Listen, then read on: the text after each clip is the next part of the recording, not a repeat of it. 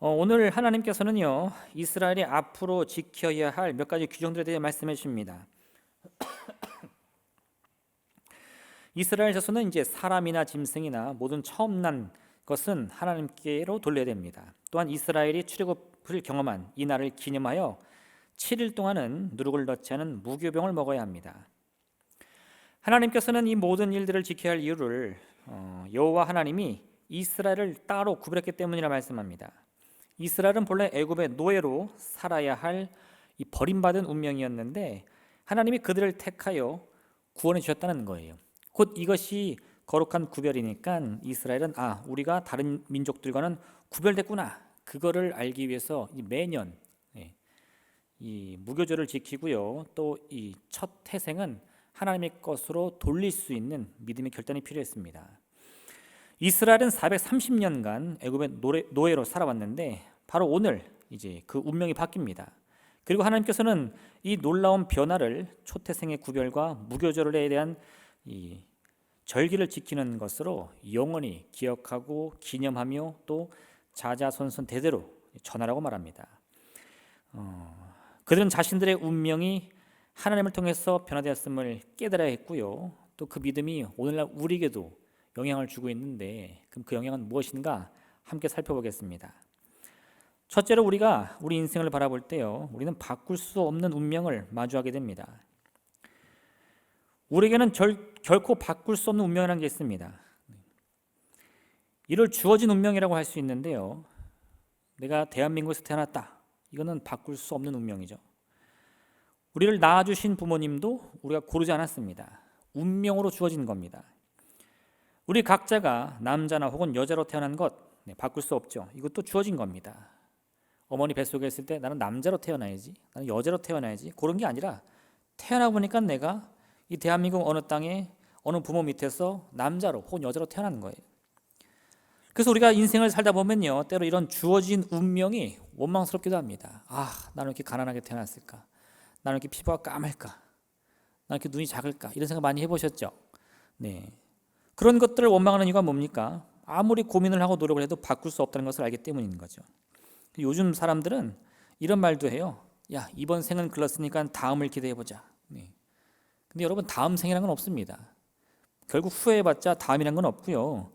바로 이번에 주어진 이 한 번뿐인 인생을 우리가 살아가야 된다는 거예요. 그래서 먼저 우리는요, 이 주어진 운명은 바뀌지 않는 운명이요, 내가 그것을 받아들여야 하는 용기가 필요하다는 것을 깨달아야 됩니다. 그렇지 않으면 이런 주어진 운명을 바꾸려는 사람들이 있어요. 내 피부가 너무 검다고요, 큰 수술을 받거나 여러 가지 약품을 쓰거나 해서 피부색을 바꾸려는 사람들이 있습니다. 혹은 자신이 남자고 여자로 태어났는데 그 성별이 마음에 들지 않는다고 이 성을 바꾸려는 사람들도 있어요. 심지어는요, 어린 청소년 시기에 자기 부모가 마음에 들지 않는다고 집을 뛰쳐나가는 이 아이들도 있습니다. 그럼 그러한 시도들의 결과는 어떤 결과를 가져옵니까?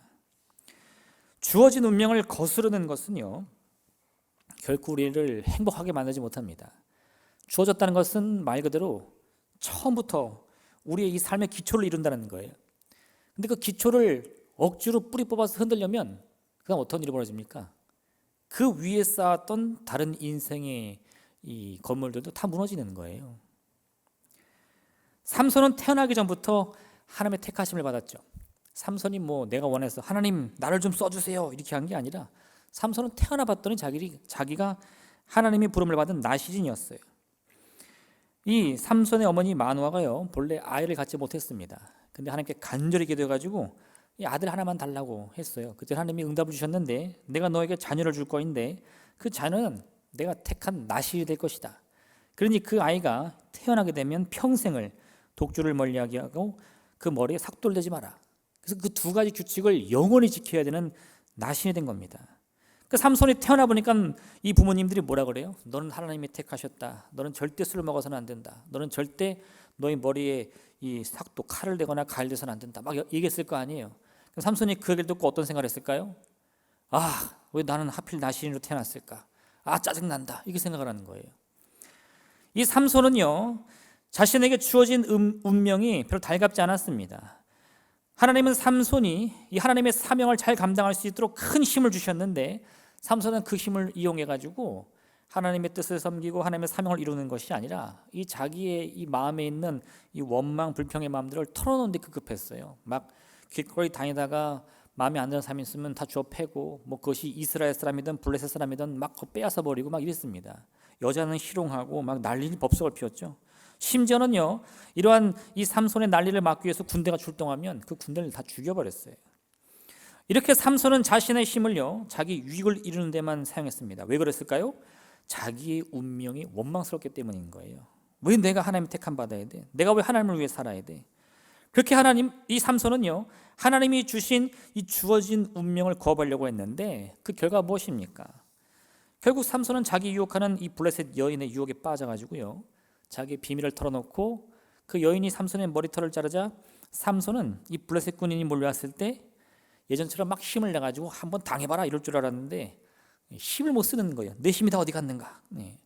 그렇게 블레셋 사람들이 이 힘이 빠진 삼손을 붙잡아가지고 때리고 괴롭히고 그 두 눈을 뽑아가지고 노예로 삼아버렸습니다.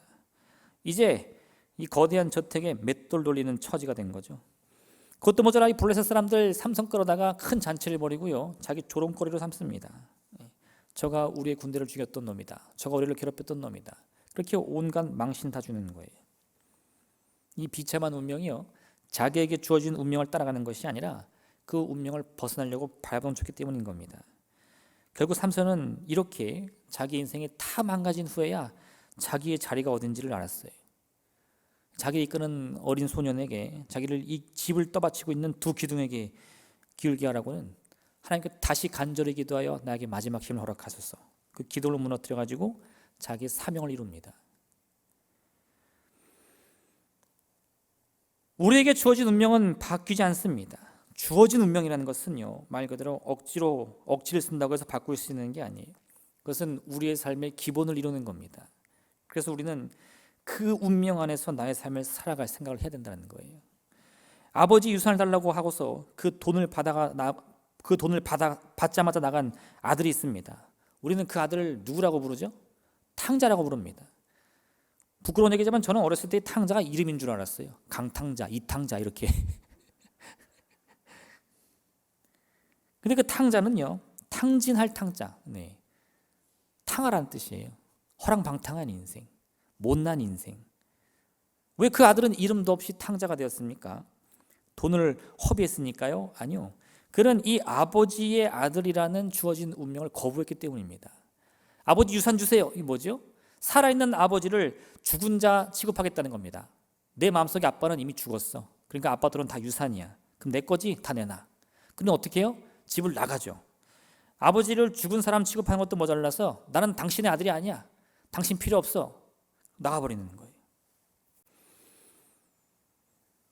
그랬더니 그 결과가요, 아버지의 그 어마어마한 유산도 순식간에 다 탕진해버리고 그 옆에 있던 친구들도 이제는 그를 다 원수 보듯 합니다. 동물 보듯 합니다. 그는 너무 배가 고파가지고 이 돼지의 그 사료를 달라고 그랬는데 그것도 누구도 주는 사람이 없는 거예요.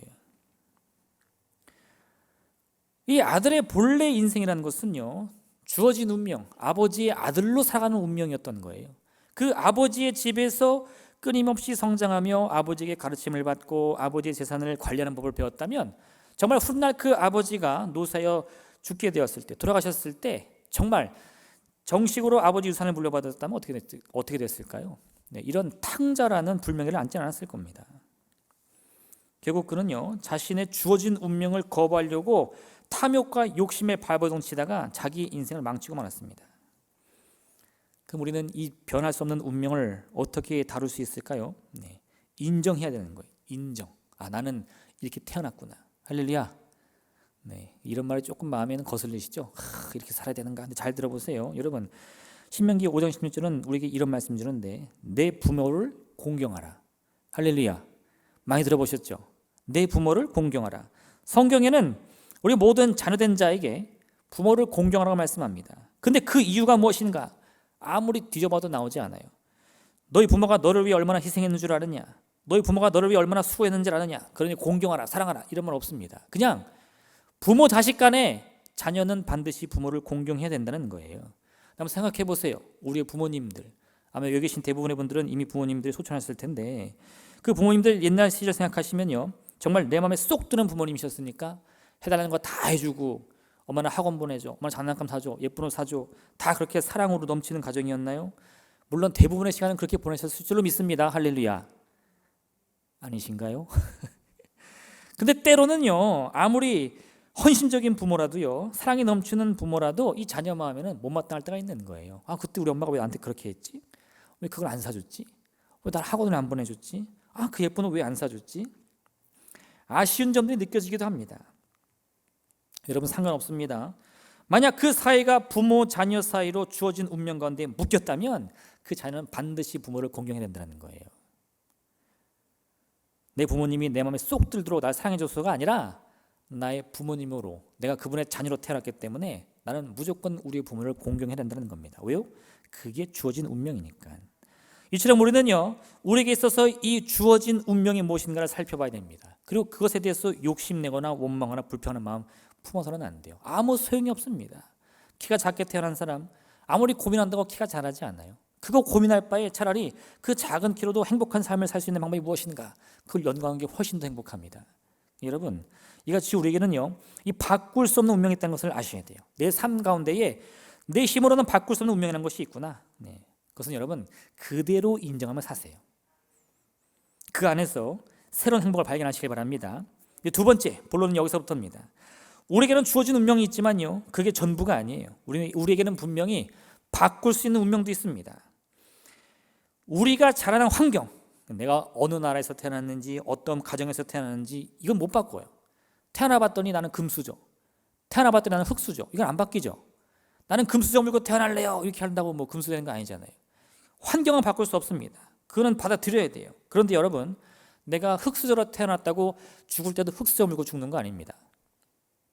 태어나는 건 내 마음대로 안 되지만 죽는 건 내 마음대로 되는 거예요. 태어나는 환경은 주어진 운명, 바꿀 수 없는 운명이지만요, 그 안에서 우리의 앞으로의 인생은 우리가 얼마든지 바꿀 수 있다 이거예요. 이게 바로 바꿀 수 있는 운명입니다. 운명인데 바꿀 수 있나요? 바꿀 수 있는데 사람들이 운명이라고 여기는 거예요. 나는 흙수로 태어났으니까 내 인생 망했다. 그 운명이죠. 근데 운명인데 바꿀 수 있다는 거예요. 오늘 성경을 보면 이스라엘 민족은 430년 동안 애굽의 노예로 살았다고 말씀하고 있습니다. 430년, 43년도 긴데 430년을 노예로 살았으면 어떻게 됐을까요? 내 아버지가 노예고, 내 할아버지가 노예고, 내 증조부가 노예고, 내 고조부가 노예입니다. 길을 쓰고 올라가도 노예인 거예요. 그럼 나는 누구죠? 나는 죽었다 깨어나도 노예인 거죠. 그건 운명이에요. 나는 노예로 태어난 운명을 타고났습니다. 그럼 그 운명이라는 건 뭐죠? 그 노예의 운명이 바꿀 수 있는 운명이라는 거예요. 나는 비록 애굽의 노예로 태어났지만 우리 아버지와 할아버지와 증조부, 고조부의 그 대를 이어서 노예로 태어났지만, 그래서 그 주어진 운명 속에 태어났지만 앞으로 내가 살아갈 그 운명이라는 것은 충분히 바꿀 수 있다 이겁니다. 출애굽 이후에 이스라엘 사람들은 어떤 태도를 보였습니까? 그들은 처음에는 기쁨의 마음으로 막 할렐루야 외치면서 애굽을 나왔겠죠. 오늘 바로 그런 장면이거든요. 근데 그들이 앞으로 경험할 인생은 그들이 꿈꾸는 인생이 아니었어요. 이 애굽의 문을 나가자마자 정말 상상도 못한 많은 문제들이 그를 덮칩니다. 그랬더니 그들이 어떤 생각하는 줄 아세요? 옛날이요, 애굽에 있었더라면 고기라도 먹었을 텐데. 그들이 이와 같이 원망하며 불평했던 이유는요, 자기들의 이 노예라는 운명을 인정하려고 했던 거예요. 우리가 영원히 노예로 사는 것은 주어진 운명이다, 바꿀 수 없는 운명이다, 거기 주저앉으려고 하는 겁니다. 근데 모세가 자꾸 일어나라, 힘을 내라, 걸어라, 앞으로 가라 하니까 모세가 짜증이 나는 거예요. 이 이스라엘 백성들에게는 출애굽 자체가 바꿀 수 없는 운명을 거스르는 아주 큰 잘못이라고 생각됐던 겁니다. 그러니까 자그마한 문제가 터져도요, 다시 돌아가자, 뒤를 돌아보자, 여기는 우리 길이 아니다, 이렇게 말했던 거죠. 근데 여러분, 우리 인생 가운데 이 바꿀 수 없는 운명과 바꿀 수 있는 운명이 따로 있다는 것을 반드시 아셔야 돼요. 운명이라고 해서 다 같은 운명이 아닙니다. 비록 내가 가난한 집에 태어났을지라도, 비록 내가 좀 못생긴 얼굴로 태어났을지라도, 조금 내가 어려운 환경에 태어났을지라도 우리의 인생이 그와 같이 문제와 질병 속에서 영원히 살아야 되는 것은 아니라는 거예요. 앞으로 우리의 삶은 바꿀 수 있는 운명에 속합니다. 비록 지금은 내가 가난하고 병들고 멸시와 천대받는 인생이라 할지라도요, 내가 내일의 삶을 어떻게 살아가냐에 따라서 우리 운명 충분히 바꿀 수 있습니다. 그걸 깨닫는 게 가장 중요해요. 우리 조상이 430년간 애굽의 노예로 살아왔지만 오늘이라도 하나님께서 나와 함께 하신다면 내가 이 종의 운명을 바꿀 수 있다라고 믿는 게 중요하다 이거예요. 그래야 이 애굽 땅을 나와서 그 다음에 마치 비포장 도로를 달리듯이 덜컹덜컹 인생이 여기로 흔들리고 저기로 흔들린다 하더라도요, 그거 원망불평할 게 아니라 야, 우리가 이 길을 이겨나가야 돼. 이 길을 끝까지 가야 돼. 그래야 우리 운명이 이 저주를 끊어내고 하나님의 운명으로 가는 거야. 이걸 믿을 수 있다니까요. 오늘 하나님께서는 이스라엘 사람들에게 이 애굽에서는 한 번도 경험해보지 못한 새로운 삶의 습관을 말씀하십니다. 그게 뭐냐? 이제 앞으로 이스라엘 자손들은요, 첫 태생, 첫 아들 혹은 짐승의 첫 새끼를 낳는데 그게 수컷이다. 그럼 그거는 하나님의 것이라고 인식을 해야 돼요. 지금까지 한 번도 그런 적이 없는데, 우리 가정에 하나님의 것이 있어, 하나님의 택하신 자녀가 있어, 이걸 인정해야 된다는 거죠. 이건 안 해본 겁니다. 그러니까 잘 습관이 안 들 수도 있거든요. 하나님이 진짜 이거 원하시나? 이런 식으로. 근데 여러분, 그걸 계속 반복해서 행함으로 그 삶의 이 습관으로, 또 문화로, 전통으로, 삶의 모습으로 만들어야 된다는 거예요. 왜 그럴까요? 이제 그들은 더 이상 애굽의 종이 아닙니다.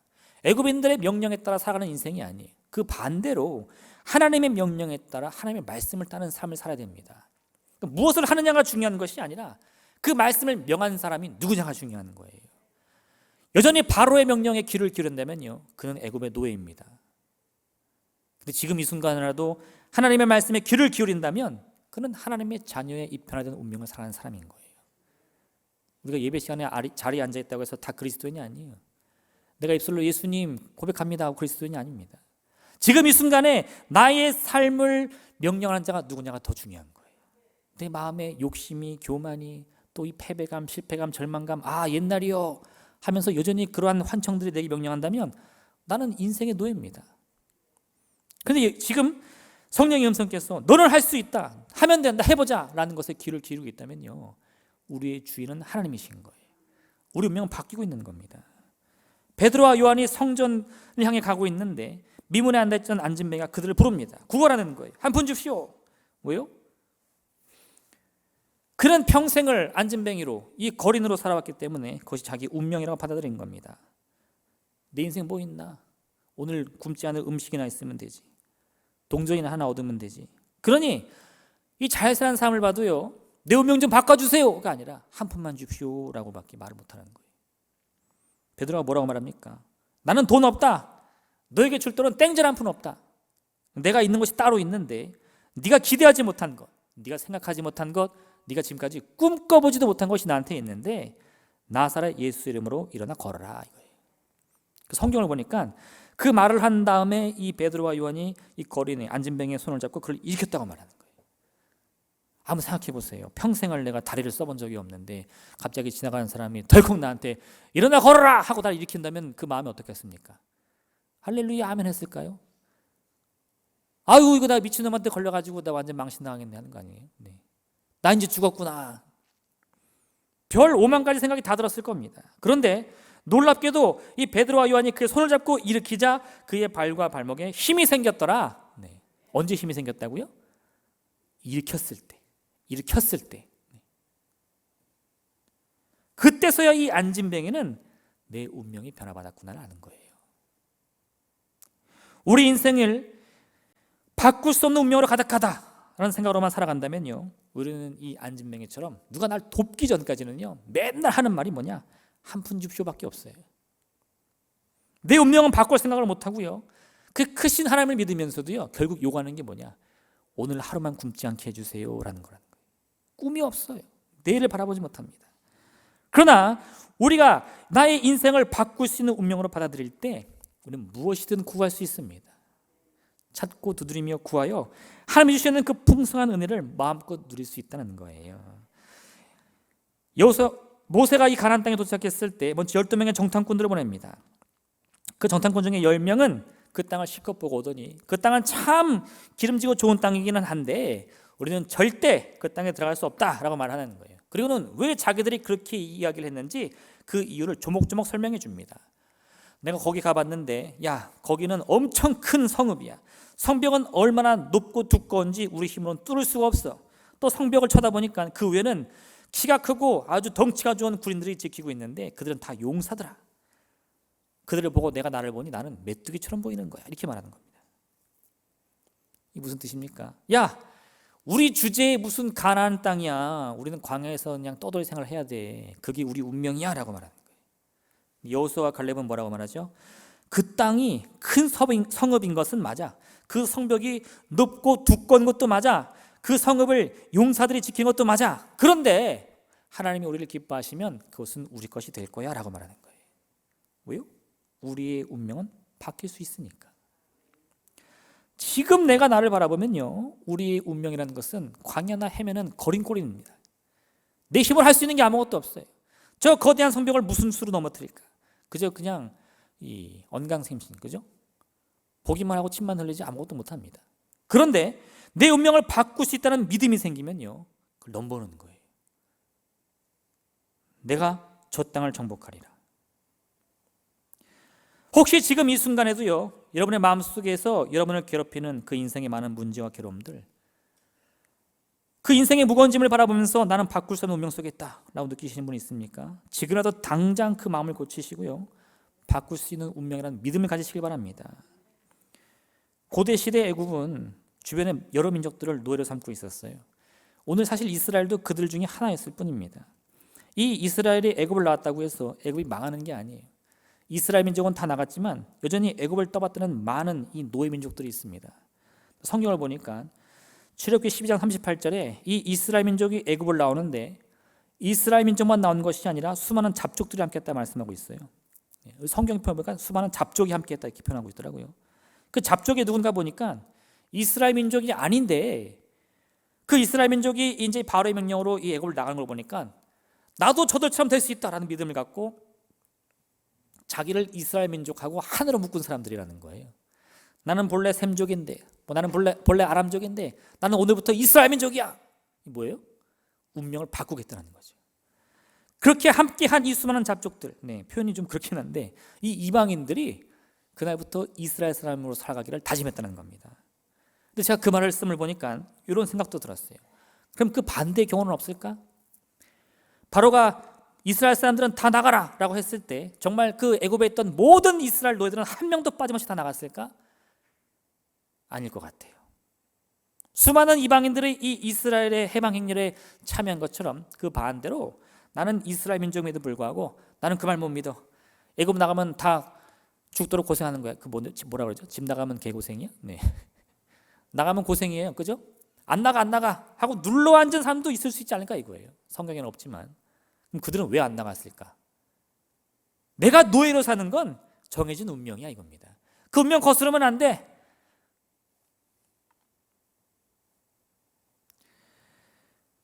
성경은 우리에게 하나님께서는 손에 쟁기를 잡고 뒤를 돌아보는 자는 결코 기뻐하지 않는다 말씀합니다. 왜 우리에게 쟁기를 주셨겠을까요? 그 쟁기를 가지고 새로운 운명을 개척하라는 겁니다. 근데 우리는 그 쟁기를 가지고도요, 나는 영원히 노예 인생이야, 나는 영원히 실패자 인생이야, 나는 영원히 망하는 인생이야 라고 뒤를 돌아보면 그 인생은 기쁨의 인생이 될 수 없다는 겁니다. 할렐루야. 여러분, 여러분의 손에는 여러분의 운명을 바꿀 수 있는 쟁기가 있습니다. 그럼 이제 어떻게 하라고요? 앞만 보고 가는 거예요. 예수님의 십자가는 우리의 이러한 변화의 문을 여는 기적의 순간입니다. 두려워하며 뒤돌아볼 것이 아니라 이제는 그 변화된 운명을 믿음으로 받아들이시면서요, 온 힘을 다해 전진한 여러분 되시길 부탁드립니다. 마지막 세 번째, 여러분, 이 변화된 운명에서도 또 한 가지가 있는데 뭐냐? 마음의 힘으로만 바꿀 수 있는 운명이 있습니다. 무슨 뜻이냐? 여러분, 우리의 삶 가운데는 변화되는 운명이 있긴 있는데 모든 운명을 다 우리 힘으로 바꿀 수 있는 게 아니에요. 어떤 운명들은 아무리 우리가 기를 쓰고 애를 써도 바뀌지가 않습니다.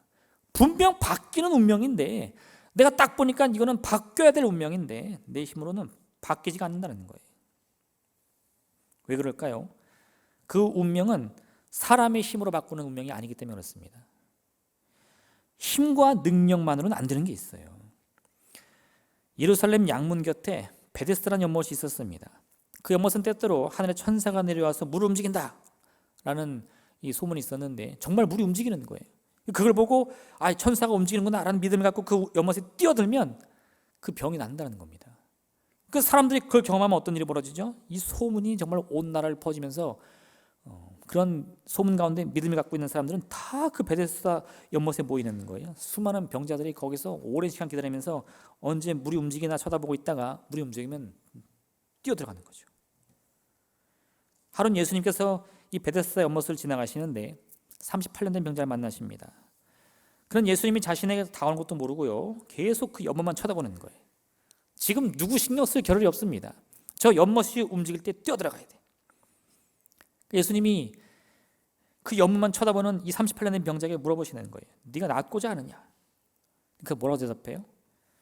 네, 낫고자 합니다. 이게 아니고 저 물이 움직일 때 누구보다 먼저 들어가면 나을 수 있는데 나를 물에 넣어주는 자가 없어 제가 들어갈 수가 없습니다. 이렇게 대답하는 거예요. 무슨 뜻이냐? 저 연못에 들어가면 운명 바뀝니다. 근데 사실 이 병자는 자기의 힘으로는 누구보다 먼저 그 연못에 들어갈 수가 없는 거예요. 그걸 자기도 알고 있어요. 내가 평생을 이곳에서 죽치고 기다린다 하더라도 그 연못이 움직일 때마다 아무리 노력해도 내 힘으로는 저 연못에 다른 사람보다 먼저 들어갈 수 없다는 것을 알고 있다는 거예요. 바뀔 수 있는 운명인데 사실 내 힘으로는 바꿀 수가 없어요. 그런데 그 마음에 어떤 생각이 가득합니까? 그냥 원망이 가득한 거예요. 왜 하필 다리가 아플까? 차라리 팔이 아팠으면, 눈이 한 짝이 아팠으면 내 두 다리로 뛰어들어가서 나았을 텐데, 그죠? 그러니까 예수님이 너는 낫기를 원하냐? 물어보셨는데도 거기다 대고 막 쏘아붙이는 겁니다. 당신이 뭘 한다고 물어봅니까? 지금 내 꼴 안 보여요? 38년 동안이나 앉아 있었는데 누가 날 넣어줍니까? 뭐 앞뒤 안 보이고 막 쏘아붙이는 거죠. 그런데 여러분, 그 운명이 왜 바뀔 수 있는 줄 아세요? 내 힘으로는 할 수 없지만요, 내 힘과 능력, 이 육신의 힘으로는 할 수 없지만 마음의 힘으로는 할 수 있기 때문이에요. 여러분의 육신의 힘으로 할 수 없다면요, 마음의 힘을 의지하시길 부탁드립니다. 예수님께서 그에게 뭐라고 말씀하십니까? 일어나 내 자리를 들고 걸어가라. 이때 예수님은요, 이 베드로와 요한처럼 친절하게 그 손을 잡아 일으키시는 게 아니에요. 그냥 말씀하시는 겁니다. 나는 지금 평생을 노력해도 내 힘으로는 걸을 수 없어요. 그 힘이 있다면 내가 이렇게 고생하겠습니까? 물을 움직일 때 뛰어들어가지. 근데 예수님은 그런 그에게 일어나라, 네 힘으로 일어나라. 왜요? 마음을 고쳐먹으라는 거예요. 할 수 없다고 원망불평할 것이 아니라 지금 이 순간에서라도, 지금 이 자리에서도 즉시 일어나 걸을 꿈을 꾸라는 겁니다. 생각을 바꿔야지 운명이 바뀌는 거예요. 베데스다 연못 평생 바라본다고 운명 바뀌지 않습니다. 남이 나 안 도와준다고 저 사람 미워하고 이 사람 원수처럼 생각한다고 그 운명 바뀌지 않아요. 여러분의 마음을 바꾸셔야 됩니다. 어떻게 해요? 할 수 있다고 믿으셔야죠. 일어날 수 있다고 믿으셔야죠. 내가 승리할 수 있다고 믿으셔야죠. 내 눈으로 아무리 봐도요, 저 성벽은 너무 높습니다. 그들은 용사입니다. 나는 메뚜기인데 어떻게 이겨요? 그런 거 따져 묻지 마세요. 할렐루야, 할렐루야. 그런 거 계산하면 아무것도 못해요. 네. 그냥 생각을 바꾸라는 거예요. 우리 옛말에 이런 말 있죠. 오르지 못할 나무는 쳐다보지도 마라. 그걸 거꾸로 하시는 거예요. 오르지 못할 나무라도요, 왜 못 오를까? 오르고 또 오르면 못 오를 나무가 어디 있을까? 도전하다가 실패하고, 도전하다가 실패하고, 도전하다가 실패하고, 그걸 계속 반복하는 겁니다. 왜요? 실제로 내 힘으로는요, 그 나무 오르지 못할 수도 있습니다. 그런데 계속 도전하다 보면요, 내 마음이 바뀌는 거예요. 내가 언젠가는 이기리라, 언젠가는 승리하리라. 모든 패배와 절망과 원망, 두려움, 절망들 다 던져버리고요, 소망을 품는 거예요. 그리고 그 힘을 의지했더니 나도 모르게 그 나무를 오르게 된다는 거죠. 빌립보서 4장 13절은 이렇게 말씀하는데, 내게 능력 주시는 자 안에서 내가 모든 것을 할 수 있느니라. 우리는 모든 것을 할 수 있죠. 어떤 나무도 오를 수 있습니다. 근데 어떻게 오를 수 있느냐? 나에게 능력을 주시는 자가 있다는 믿음을 가질 때라는 거예요. 그 생각을 전혀 하지 못할 때는요, 이 여리고 성을 바라보기만 해도 마음이 두렵고 떨리고, 나는 망했다, 나는 죽었다, 나는 메뚜기다, 나는 오징어다, 이런 말만 나오는 거예요. 그런데 그 거대한 성을 바라보면서도 내게 능력을 주시는 자가 있다라는 라는 믿음이 있으면요, 그 성벽 향해 무너져라! 외칠 수 있다는 거죠. 세상 사람들은 이렇게 말합니다. 이가 없으면 잇몸으로라도. 그들은 뭐라 그래요? 내가 힘이 없으면, 육신의 힘이 부족하면 그 안 되는 것이라도 쥐어짜서라도 한다는 거예요. 근데 성경은 그렇게 말씀하지 않습니다. 이가 없으면 잇몸이 아니라 이가 없어도 된다는 거예요. 왜? 이가 없다면 하나님이요, 그보다 더 좋은, 더 큰 능력을 우리에게 주시기 때문이라는 거죠. 그걸 바라고 꿈꾸는 마음이 믿음입니다. 믿음은 육신과 연관되어 있는 것이 아닙니다. 키가 작은 사람이요, 나 키 좀 커야지 하고 백날 운동하고 좋은 음식 많이 먹어도요, 키 안 큽니다. 할렐루야. 그렇게 키 큰다 보면 다 키가 2m겠죠 안 커요. 근데 여러분, 그렇게 육신의 힘만 의지할 것이 아니라 믿음을 갖고 기도하며 간구하면요, 기적이 일어나는 거예요. 아니, 작은 키도 기도해요? 할렐루야. 기도하세요. 살 빠지게 해달라고 기도하세요. 무릎 아프지 않게 해달라고 기도하세요. 어깨 통증 사지게 해달라고 기도하세요. 그 뭐 어렵습니까? 돈 드는 것도 아니고 힘든 것도 아니고. 육신의 힘만 의지할 것이 아니라 마음의 힘을 의지해서 기도하시기를 바랍니다. 무슨 문제든 상관없습니다. 응답하시는 분은 하나님이세요. 내가 모든 것을 접해 맡기며 하나님을 믿고 의지하여 내 생각을 바꾸어 기도하며 간구하면요, 그때부터 하나님이 역사해 주시는 거예요.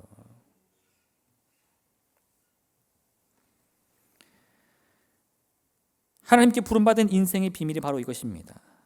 우리에게는 바꿀 수 없는 인생과 바꿀 수 있는 인생이 있는데, 그 중에서도 사람의 힘으로 바꿀 수 없는 인생이라 할지라도요, 하나님 그것을 바꿀 수 있는 운명으로 바꿔주시는 거예요. 나의 슬픔이 기쁨이 되고요, 나의 절망이 소망이 되는 거예요. 내가 되돌아보면 어떻게 내가 이런 길을 걸을 수 있었지? 다시 그 어려운 시로 돌아가면 내가 또다시 승리할 수 있을까? 라며 의문이 들어도요, 그 일이 이루어진 거예요. 내 힘으로 오르지 못할 나무라고 했어요. 쉽게 겁먹거나 포기해서는 안 됩니다. 그 나무를 오르는 것이 하나님의 뜻이라면 하나님은 내게 능히 그 나무를 능히 오를 힘과 용기와 지혜를 다 주실 줄로 믿습니다. 근데 먼저 그러한 내게 능력 주시는 분에 대한 믿음을 가지셔야 돼요. 입술에 고백을 하셔야 돼요. 마음으로 그것을 붙들고 내 인생이 바뀔 수 있다는 소망을 가지셔야 된다는 겁니다.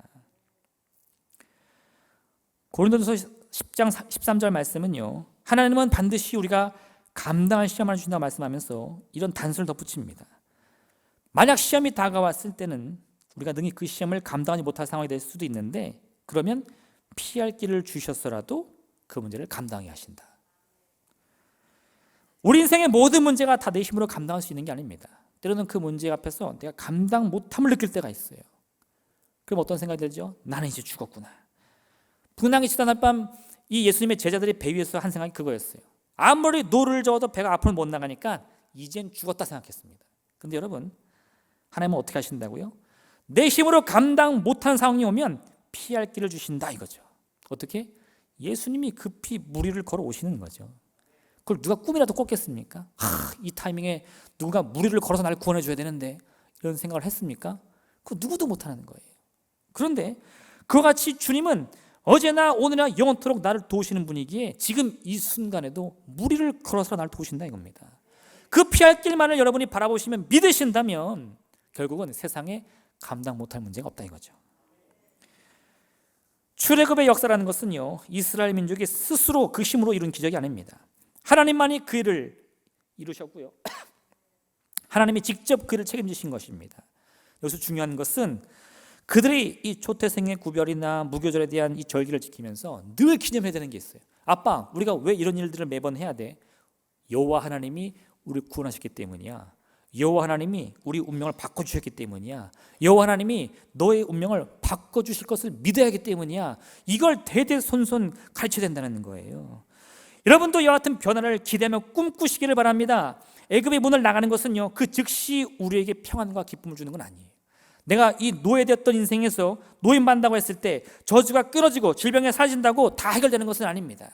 귀신이 이들린 자가 귀신 쫓겨나갔는데요, 준비를 안 했어요. 그때 어떻게 되죠?